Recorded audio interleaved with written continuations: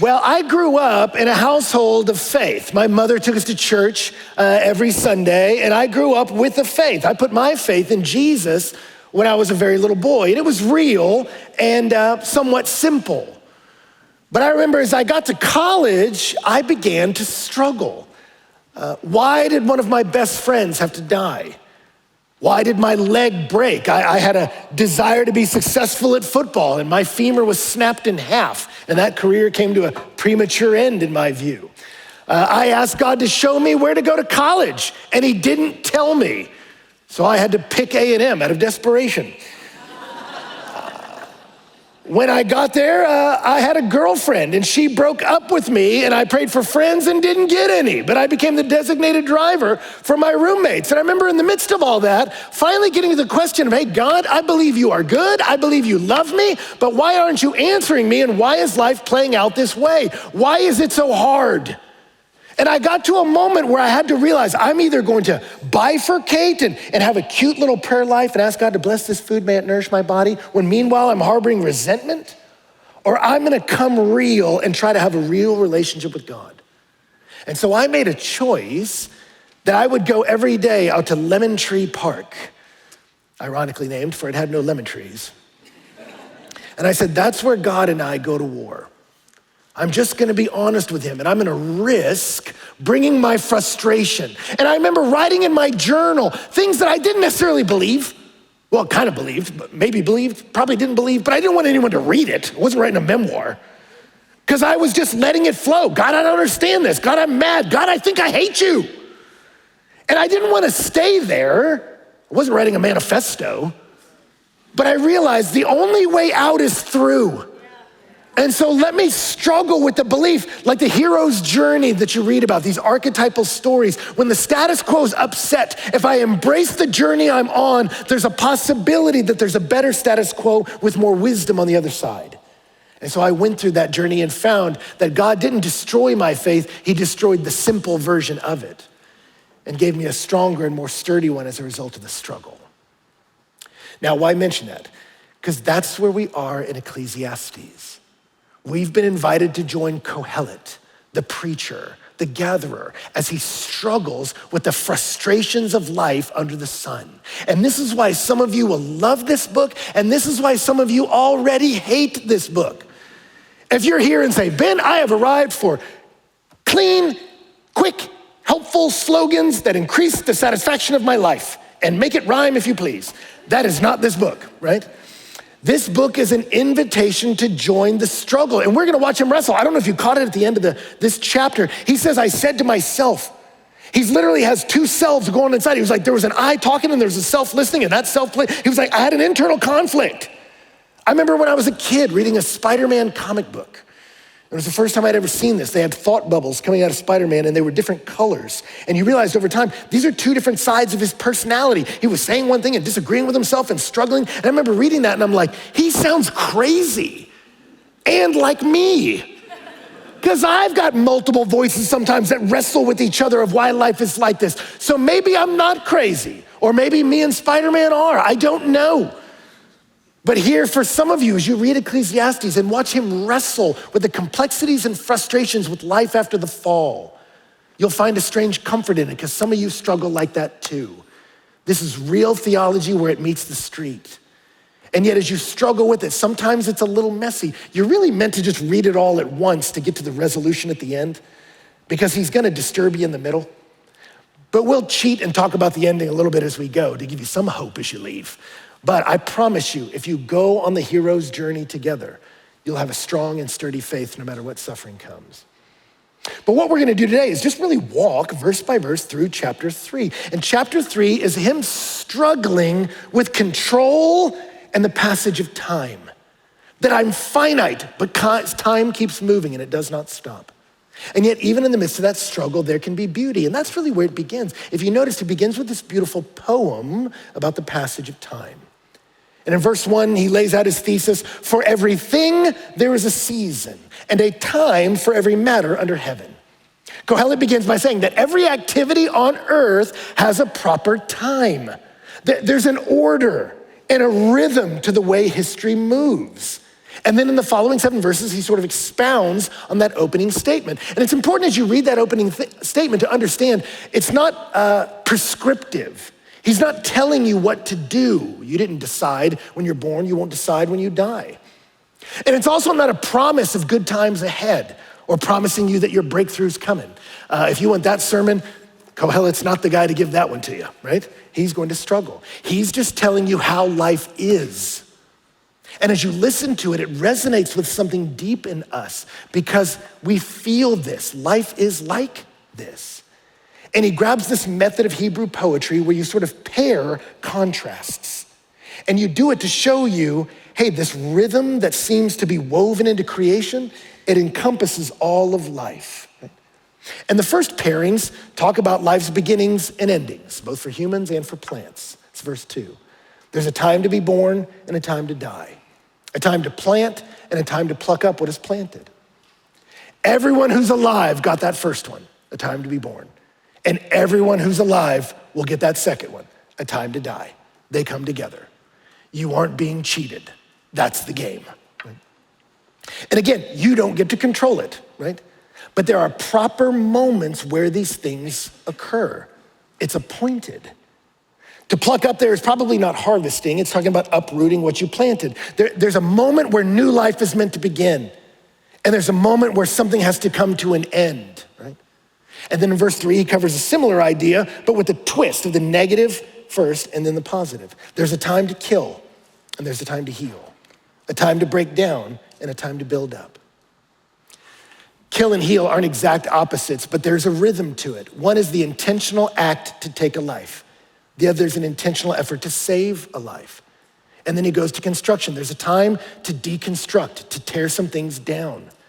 But there is also a time to build up. Life is like this. And in doing this, he's affirming what we feel. There's a proper moment for certain activities. And the wise person recognizes the proper moment and meets it appropriately. That's what it means. There's a time to kill, but there's a time to heal. Do you see the moment and respond accordingly? It's talking about, are you able to do what's appropriate in time? That's what appropriate means. It meets the moment. A swimsuit is not a moral thing, but a swimsuit at the beach is appropriate. At a wedding, inappropriate, right? Because it doesn't meet the moment. And here he says there's an ordained moment. Have you met the moment? It takes the wise to do it. And then he moves on in verse 4 to the realm of emotions. There's a time to weep. There's a time to laugh. There's a time to mourn and a time to dance. When I was in high school, one of my best friends died. And a girl who did not know him, she lived out of town but knew me, wrote me a card. And in it, she didn't include a bunch of shallow, sticky, sweet sentiments. She just wrote this verse in the card. First time, to my knowledge, that I'd ever read it. But it resonated so deeply, I never forgot it. There's a time to weep. There is. And I entered that time. You don't create it, but that's the moment I'm in, and that's the proper response to the moment. There's a time to weep. And yet there's also a time to laugh. It did give me some hope. But even though these dark clouds have rolled in, it can't rain all the time. And a time to laugh might come again. That's life. Last week, Donna and I went to the funeral of a friend who's a mother, my age, 3 kids. She died at age 49. Got home this week and got a text that one of my childhood friends, his wife just died, 48, of a heart attack. It's time to weep. But last Sunday, I had 2 of you bring up to me babies that were just born and wanted me to rejoice with you over your baby. And that's a time to rejoice. We had friends come over because their child's cancer went into remission. It's time to dance. And often when you're a pastor, those moments come very close together. But we all live there. There's a time to weep and a time to laugh, a time to mourn and a time to dance. Interesting flow here we don't have time to go into, but the first 2 you do with your face, weep and laugh. The second 2 you do with your friends, mourn and dance. We're not meant to experience the emotions of life in isolation. We're meant to do it as a family. And if you're missing one, you're missing a big part of life. But then he moves on from emotions to relational element. Verse 5, there's a time to cast away stones and a time to gather stones together, a time to embrace and a time to refrain from embracing. These are relational ideas. To clear stones from a field is to make it suitable for agriculture. What that means is there's a time to just set up shop and cultivate life within a certain place. When you cast stones, that means you ruin a field. You go, you know what? We can't grow life here anymore. We're shutting this thing down. There's a relational element to it, right? A time to embrace and refrain from embracing, that's relational. That embrace is about affection, could be sexual. It's used that way sometimes in the Bible. Joel Houston, who wrote a great song about this passage of scripture, translates it that way. There's a time to make love and a time to abstain. But it can also mean hugging a friend. Hugging significantly lowers cortisol. I don't know if you know that, but some of you need a hug today, because that's the primary stress hormone, and Lord knows you got plenty of it, right? A good hug can release anxiety. It can release oxytocin, serotonin, dopamine, things that lower our depression and loneliness and give us a burst of happiness. There's an appropriate place to hug and an appropriate person to do it with. And there are some people, though, that don't want to hug. You should be wise enough to pick up on the cues socially. That's the next part, right? There's some people you used to hug that you should not hug anymore. Hugging's not wrong, but that person's not yours, right? That's the idea. Then he moves on from relationships to possessions. There's a time to seek and a time to lose, a time to keep and a time to cast away. Sometimes you gotta keep looking for something and persevere and not give up. Sometimes you gotta count your losses and say the search party's getting called off. Hard to know which moment you're in exactly. It's hard to know, but they're real. You gotta know when to hold them, and you gotta know when to fold them. You gotta know when to walk away and know when to run, says the prophet. There's a time to tear and a time to sow, a time to keep silence and a time to speak. This is probably the context of mourning. You would tear your garments when you're sad. It's time to rend your garments. It's sad out here. And then there's time to sew them back up and move on with life. There's a time to keep silence, especially in the house of mourning. Sometimes when your friend's hurt, you don't need to say anything. It's the ministry of presence that's enough. But then there's a moment that comes around where you go, you know what? It's time to say something again. It's time to speak to you. Verse 8, there's a time to love and a time to hate, a time for war and a time for peace.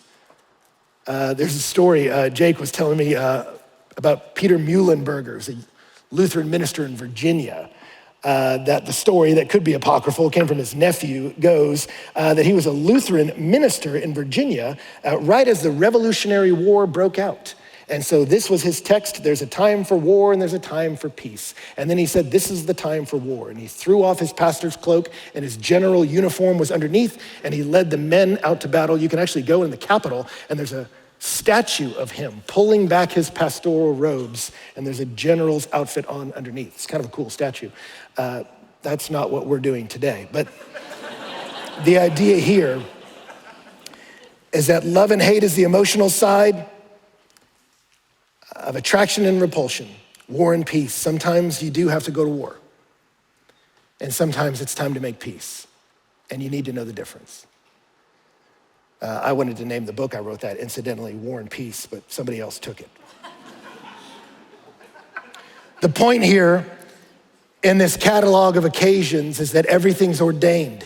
Everything has its season, a predetermined and appointed time, and we can sense it, we can feel it. That's why the poems in rhythm and rhyme, we can sense the appropriateness in a moment. The right word at the right moment is like magic. The right action in a right moment, we go, that was exactly what you should have done. There's something where we can almost hear the music, feel the rhythm of the world and say, yeah, there's something to the way this is written, that maybe it's true what Paul said in Ephesians, that God works all things according to the counsel of his will. There is a personality behind the way the universe flows. And so we sense this rhythm and we see it, birth and death, laughing and weeping. And yet sometimes in our lives, it's hard to discern the right action. When is it time to uproot? When is it time to embrace?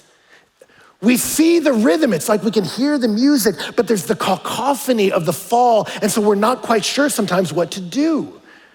It's like double dutch.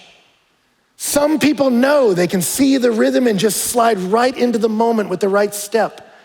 Some people step in and are instantly beaten with ropes. You thought you had the rhythm, but life comes and gets you. What's the point here of this first part?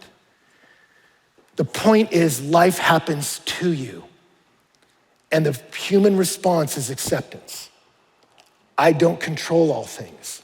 I don't. Right? Doc Holliday asked Wyatt Earp, what do you want? Wyatt said, a normal life. He said, there is no normal life, Wyatt. There's just life. That's the way life goes. This is happening to you. How do you respond to it? Sometimes it's the rays of sunshine. Sometimes it's the storms coming and they don't seem to relent. You don't control it, but what will you do when the moment arrives? Gandalf was telling Frodo about the power of the ring and its corrupting influence for those who want to control and have power. And as Frodo understands the dark days he's in, he told Gandalf, I wish this need not have happened in my time. And Gandalf said, so do I. And so do all who live to see such times. But that is not for them to decide. All we have to decide is what to do with the time that's been given us. That's the point here. There's a time for everything. Do you see it? Life happens to you, and wisdom is meeting the moment. It's a pretty poem. Multiple songs made out of it. And you would think that'd be a nice place to end. But Kohelet is just getting started. And he breaks the poem and steps into prose. He senses the beauty of creation and feels it, and then he goes, wait a minute. If life's just happening to us, verse 9, what gain has the worker from his toil? Wait, if life is just happening to me, then what benefit, advantage, profit is there from me doing stuff? Why do I have to do stuff? And then he gives an answer in verses 10 and 11. I have seen the business that God has given to the children of man to be busy with. He has made everything beautiful in its time. Also, he's put eternity into man's heart, yet so that he cannot find out what God has done from the beginning and the end.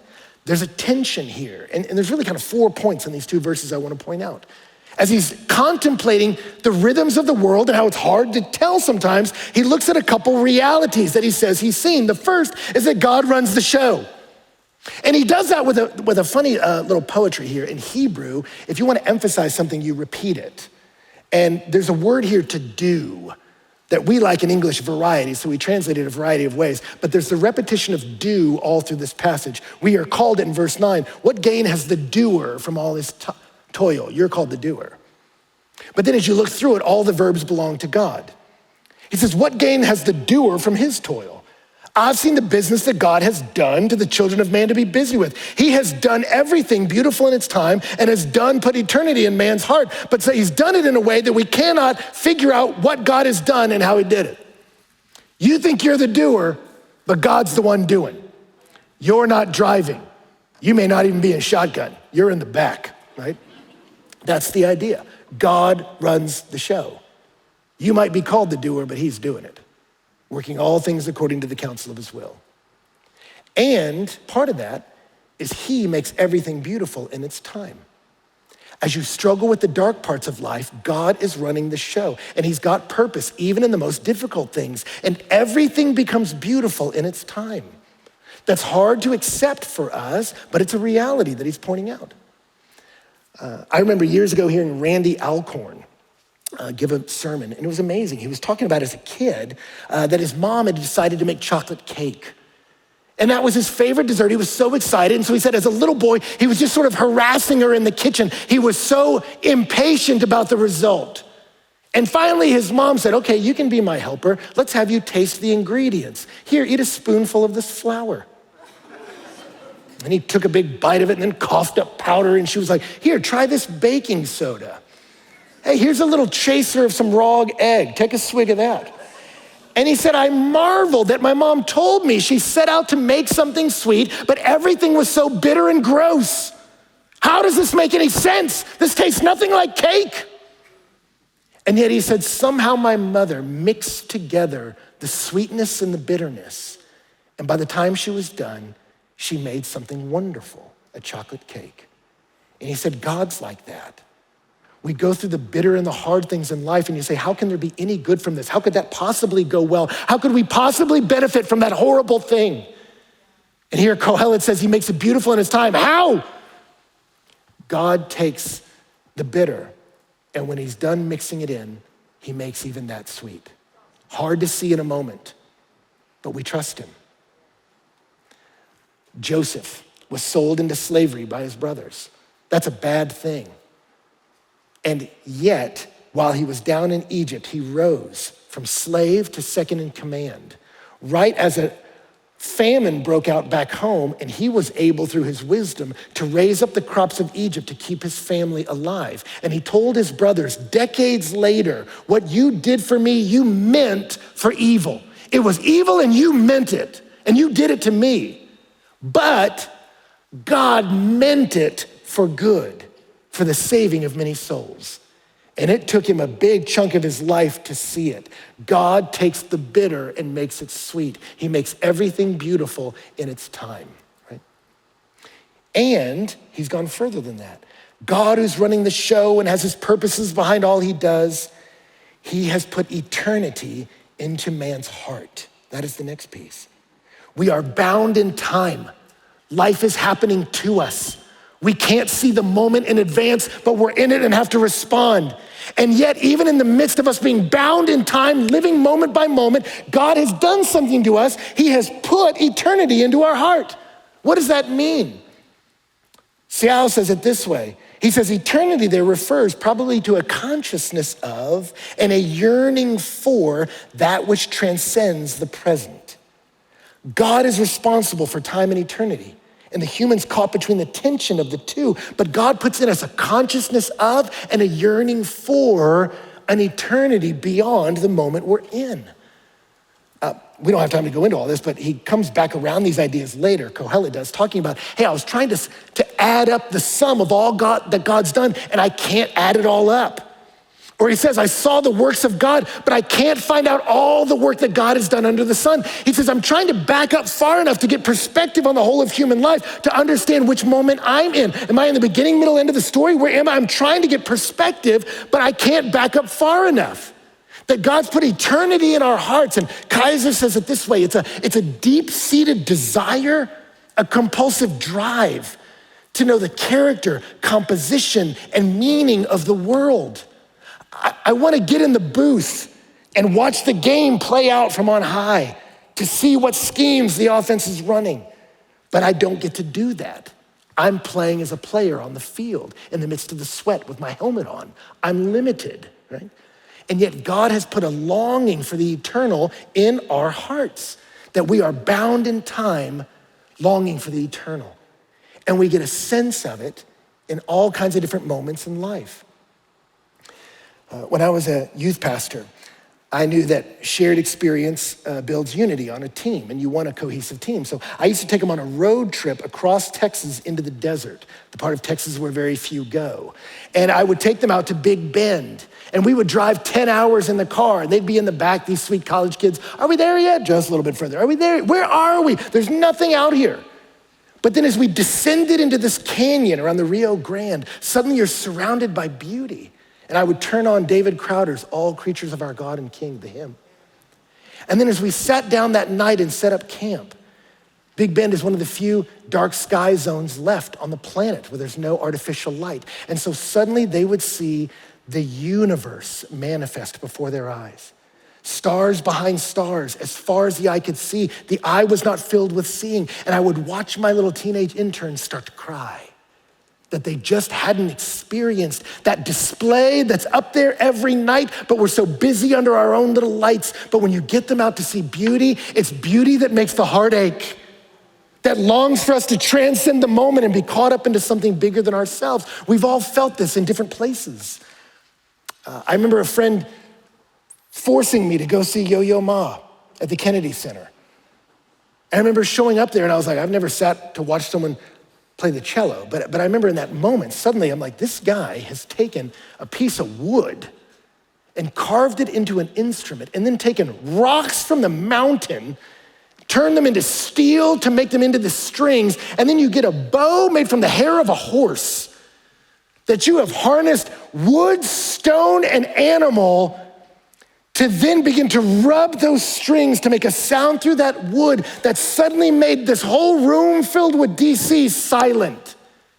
And in that silence, I watched people hold their breath because of the beauty of the music this man could create. We're leaving our temporal space and time. And I remember at one point, as he was playing this hymn, they start showing pictures from the James Webb telescope of galaxies upon galaxies. And we're seeing the transcendent in the world, hearing this music. And it was like I'm being stepped out. It was plucking the strings of eternity in our hearts, bound in a moment, yet wanting to touch infinity.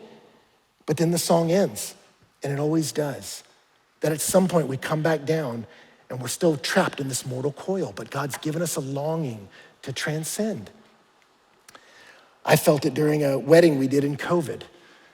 I remember when COVID first broke out, I don't know if you remember this, when everyone was real scared, like, are we all gonna die? What's going on? You know, we're in the early days, a lot of uncertainty. And yet there was a couple in our church that wanted to get married. And at the time you could have, I think it was like 8 or 9 people together outdoors. And so they got married in their backyard on Capitol Hill. And there, just inside the fence from the alley, this sweet young bride was walked down the aisle by her dad on a laptop. And yet a few of us were gathered. We did this wedding ceremony. Band began to sing. And there in the midst of all the fear and tragedy and uncertainty, a beautiful relationship was forged. And I'll never forget when we did that. We did this wedding ceremony and then it was done. But you know, we were in the backyard of this house that's among all these row homes. And so when the ceremony was over, suddenly, and it was very unexpected, all these windows started to open up of all the different row homes in the alleyway, and people started to cheer. They started to cry. Someone lowered down a bottle of champagne. Someone yelled. That's the most beautiful thing I've ever seen. And then someone called the cops. We had to scatter. And somebody started yelling profanity at the person who called the cops. I'm like, it's okay, man. We weren't technically breaking the law, but we're out of here. You know, and so we all took off. But the reality is it illustrates the tension Kohelet's talking about here, that we live among the finite, and yet God's put in us something that longs for the infinite. And beauty begins to pluck on those strings of our heart of, I want to touch eternity. We sense, hey, there's something to this. There's a rhythm to the universe I can be tied to, and yet it's like grabbing smoke. It doesn't last. It sounds like a cruel joke that you've given me eternity in my heart and yet bound me in time. But this is what God has done. C.S. Lewis speaks of it this way. He said, most people, if they really learn how to look into their own hearts, would know that they do want, and want acutely, something that cannot be had in this world. There's all sorts of things in this world that offer to give it to you, but they never keep their promise. The longings which arise in us when we first fall in love, or first think of some foreign country, or first take up some subject that excites us. They're longings which no marriage, no travel, no learning can really satisfy. I'm not speaking of what would ordinarily be called unsuccessful marriages or trips or so on. I'm speaking about the best possible ones. There's always something we grasp at in the first moment of longing that just fades away in the reality. The spouse may be a good spouse. The scenery was excellent, but it turned out to be a good job, but it has evaded us. He wrote in The Weight of Glory, we do not merely want to see beauty, though God knows even that is bounty enough. We want something else which we can hardly put into words, to be united with the beauty that we see, to pass into it, to receive it into ourselves, to bathe in it, to become a part of it. What's he talking about? Eternity in our hearts. What Wallace Stevens says, even in our contentment, I still feel the need for an imperishable bliss. Even though I'm temporal and finite, something in me yearns for something imperishable. Why did God do that? Because here's the sick joke to Kohelet. He won't let us grasp the whole picture. That's the last point. He's made everything beautiful in its time. He put eternity in our hearts, yet so that we cannot find out what God has done from beginning to end. So he's bound us in time, giving a longing for the infinite, but as we want to rise up to get perspective on what else is happening in the world, we don't get it. We don't get to join him up in the bandstand. We have to play out on the field of life. We don't get all the information that we want. We're limited. We're like Rosencrantz and Guildenstern. It's a pretty deep cut. I don't know if you remember those guys from Shakespeare. They were Hamlet's buddies that never had a speaking part, but get murdered because they thought they were helping a friend and end up getting killed. They're kind of tragic characters in the story. There was a play made about them later called Rosencrantz and Guildenstern Are Dead. And it was an absurdist play where these two guys wander in the castle and they're, do you know what we're doing here? No, I don't know what we're doing here. And Hamlet is playing out in the background. And they're like, I'm not quite sure. I feel like something's going on. And they start to wrestle with, like, I feel like we're in a story, but we can't quite understand it. We can't quite grip it. What's going on? And they're kind of play out this full drama of what's there in Hamlet, that we're in the story, but can't see it, and then we end up dead. And that's the idea Kohelet's talking about here. We sense we're part of something bigger, but we can't grasp it. That's crazy making. Imani turned me on to Holy Groove, and they summarized it this way as they sang Ecclesiastes as the blues. He made all things beautiful in time, but man can't grasp his full design. He set eternity in our souls, yet we see only part, not the whole. That's the frustration of our mortal limits, right? So what do we do with that? What do we do with the sick irony that we long for the eternal but are bound in time? Kohelet will give us two responses. In verse 12, I perceive that there is nothing better for them than to be joyful and to do good as long as they live. Also that everyone should eat and drink and take pleasure in all his toil. This is God's gift to man. His first thing, what do you do when I long for the eternal but are bound in time? You accept that you're bound in time and you live in the moment. Don't spend your whole life trying to figure out what's coming next, trying to guess what's around the corner. You will waste the moments you have. What you have is right now. And right now has tragedy in it, difficult in it, frustration in it, but it also has good. It's got good, and so be joyful in the good. Eat, drink, and have pleasure, because that's God's gift to man. But notice he binds it. Hey, seek pleasure, but in the presence of God. To be joyful and do good. This is not him saying, hey, just chase after rampant hedonism. We saw in chapters 1 and 2, there's no answers there. And so if you try to live life without God and eat, drink, and be happy, you'll always be frustrated that you can't find the answers. But when you understand there is a God, you'll still be frustrated at some point that he won't tell you all the answers. But he's given you a gift, and that is now.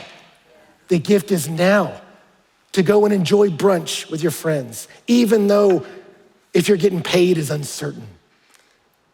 To go and enjoy the life you've been given, because that's a gift from God, to have pleasure in his presence. There's a great moment in Chronicles of Narnia. After they win a great battle, there's a party. And Aslan, the great king lion, who's a picture of Jesus, invites all the people of Narnia to celebrate. And Bacchus, the god of wine and revelry, shows up. And he starts playing a flute and people start dancing and it's getting a little wild. And little Lucy is asked by her sister, what do you think about that Bacchus guy? And she was like, he makes me a little nervous. She's like, but this party's good as long as Aslan's here. But Bacchus and no Aslan, no Lucy, I'm out. I'm not part of a party like that. And that's the idea here. Hey, just rampant hedonism has no answers, and that's a waste of life. But God has given you the gift of doing good with your life and enjoying doing good in God's presence. Live in the moment. You don't know what the moment brings. I had a friend that when he was a little kid, his dad invited him to invest. And so he picked this company because he liked the name, Apple. And it came out with this crazy device where you could load all your music into one little thing that weighed only 5 pounds. And he thought technology will never rise above this innovation. And he sold that stock and regrets it to this day. I had another friend sell all her stock out in a consulting firm, and everyone told her she was crazy. And then that firm went bankrupt that next month, and she retired at age 40. You don't know what moment you're in, but crank up the music on your iPod and go to brunch with your friends. Life is filled with good and bad, but you've got today, right? And the second thing you do is revere the eternal. That's verse 14. I perceive that whatever God does endures forever. Nothing can be added to it nor taken away from it. We're bound in time, God is not. We are temporal, he's immortal. He runs the show, we don't. Why has he done it this way? He tells us, God has done it so that people may fear him. Why does God put eternity in our hearts but bind us in time and remind us we're mortal? Why does he treat us this way? Because there's something in us that longs for immortality. And yet he says, I have bound you in frustration that you can't attain all the knowledge you want and all the power you want and all the life you want. Why? It's not to just be cruel, it's so that you will fear me. Because there's something about us that hates death. It is our enemy. We want to flee mortality. And so we search a thing that can give it to us. The Holy Grail, the Fountain of Youth, Shangri-La. Darth Vader wants to find immortality. So does Voldemort. Something in us wants to live. How can I do it? What combination of supplements will make me live forever? And yet if you look at the way human beings do it, we often reduce it to an it. Give me enough philosophy, give me enough supplements, give me enough of it that I can understand eternity and I can live on into it. We want to control immortality like it's ours. And yet God will limit us and we're frustrated and we get mad at God for running time and not offering a suggestion box in the temple. I want to run things. I want to tell you how to do it. Give me the knowledge and the power and I'll run the show. We are like toddlers that feel our hunger, and so we bang on our little trays demanding our parents serve us. And God in his mercy says, hey, Napoleon, your feet are swinging about a feet from the earth.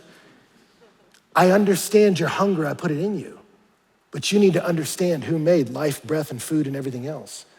I'm God, you're not. You live in a moment, I don't. And that hunger and frustration and that longing is not meant to lead us to a thing, an it, a knowledge, a drug. It's meant to lead us to a person that people may fear him. Here's an illustration that I've been workshopping. It went okay in the first gathering. You talk to a lot of men, young men, and they want sex. It's not bad, it's a gift from God. They want it, but they want it. They want the experience. They want the enjoyment. They want the release of it. And then in our modern world today, through technology, it is being handed to you in a million different ways. Have this experience divorced from the personality of the person you want to have it with. And yet for many men, what they find is even if they can find some sexual expression outside of relational intimacy, I got the thing I wanted, but I'm still unhappy. And what they realize is, and sometimes it's harder for guys to realize, oh wait, I didn't just want the experience of sex, I wanted it with a person who loves me and I love them back. I didn't just want the activity of sex, I wanted intimacy. A lot of women intuit that. Guys, God made us come at it the other way. I think I wanted to have sex with you, a person who I actually know and care about, and you care about me. And so God in his mercy says, I'm gonna remove this act because if you just chase it, you will ruin the act itself and miss out on what your heart really longs for. It's the same here with eternity. We make immortality an it, eternity an it. Give me the knowledge, give me the book, let me get to Mars, let me scan the heavens, let me understand it, let me grip eternity. It is not an it, it's a who. It's a him. And so God says, I put eternity in your hearts and I won't let you grab it. I won't let you know it. I won't let you sit on the throne and rule because you're not made to, but I will put you in time, get eternity in your hearts so you'll long for it, can't grasp it in money, sex, power, anywhere. Why? Because that frustration is meant to ultimately lead you to me, not eternity, but the eternal one. Because your heart is restless, Augustine says, and it will be restless until it finds its rest in him. You were made for a person. God has rigged it this way. Why? So you'll fear him, that you would come home. The fall in the garden led to our frustration, and the only way back is not to a garden, it's to a God you were made for and made to enjoy. And so that which is already has been. That which is to be already has been. And God seeks what has been driven away. God has to take every generation through the same thing. It's just our turn. It's our turn. Our job, live in a moment. His job, run the universe. You do your job and you let God do his job. That's the point. Now, we don't have time to unpack the rest of this. Kohelet's still frustrated. He sees injustice in the world. God is just, God runs the universe, and yet I see injustice. I see injustice in places it should not be, the law courts, the religious places. I see wrong in the earth. And that's where you get him debating with himself and frustrated in the tangle. He says, I said in my heart, God will do right, God will judge evil. But then I also said in my heart, but we die like animals. So wait a minute. If God is a God of justice and there's not justice here, I guess it's on the other side, but we die like the animals. Wait, how does that work? And you see him struggle with, we long for the infinite. We're in the image of God that way, but we're tied to the dust of the earth like animals. What are we? Are we gods or are we animals? Philosophy struggles with this. And the reality is we are dust and the breath of God. We're suspended between the eternal and the temporal. And that's a tough place to be. And so where he ends is with the question, who knows if our spirits goes up or the animals goes down? And who can bring me to see what will be after me? Who tells me where the soul goes? Who sees what comes after death? But I want you to notice what he does. It's not the resolution we'll get at the end of the book, but it's a little hint of glory. Do you notice the questions change from what to how to who? Can somebody show me where the soul goes? It yearns for eternity, so I know if nothing on earth satisfies it, it's made for something beyond the earth. Can someone show me where it goes, and can someone take me beyond the end of me? It's fascinating. Psalm 49 struggles with the same ideas as Kohelet. Fool and wise alike die. The rich die and their possessions go to somebody else. Death will take us all. But then he ends with, but God will ransom my soul from the power of death. I am bound in time, yet someone, my God, will ransom me. It's like he calls his mind back to the frustrations of the fall in Genesis chapter 3. Sin broke our relationship with God, and yet God, with the stain of their sin still on them, told our first parents, but a boy is coming who will crush the head of the serpent. One day a boy will come that will crush this curse that frustrates you so. And Adam in faith says, if that boy is coming from that woman, I name you Eve, which means life.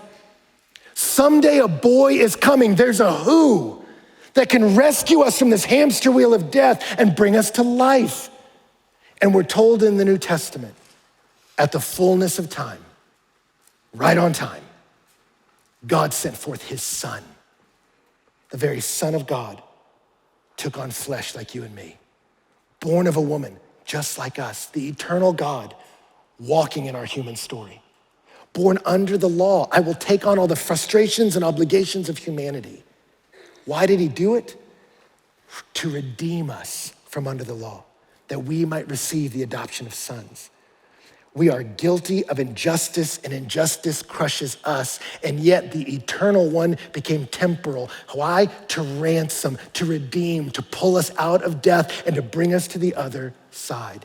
Romans 5 says at the right time, Christ died for the ungodly.